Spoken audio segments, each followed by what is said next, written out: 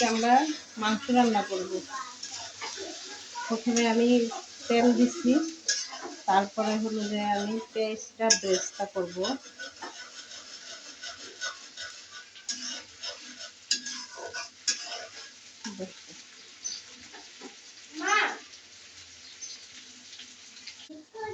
এখন হলো আমি 2 চামচ আদা, 2 চামচ রসুন দিব। এটা দিয়ে ভালো করে ভেজে নেব মাংসটার জন্য।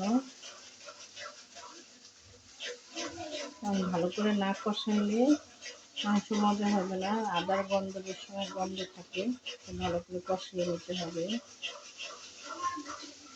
নতুন তো আমরা রান্না আমি পারি অনেক, কিন্তু ইউটিউব চ্যানেলে আমি ফার্স্ট, তাই একটু ভুল হলে আপনারা কিছু মনে করবেন না।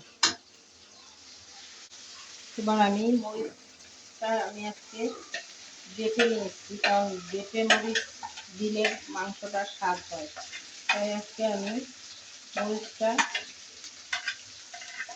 বাইটে দিলাম পাটায়।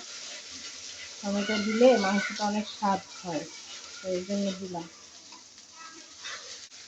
আমি জিরার গুঁড়া দিলাম 3 চামচ, আর হলুদের গুঁড়া পরিমাণ মতো দিলাম মাংসের জন্য।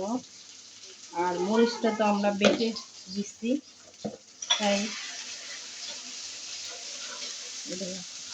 আমার যাতে না উঠি। এবার কষানো শেষ, মাংস দিলাম।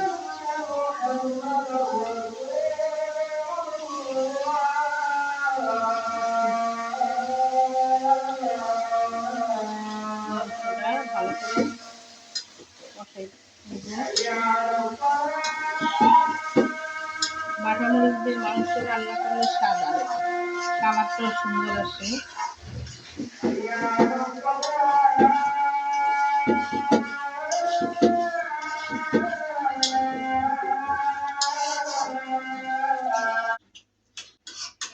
এবার কষানো শেষ, এবার আমি এটা কিছুক্ষণের জন্য ঢেকে দিব।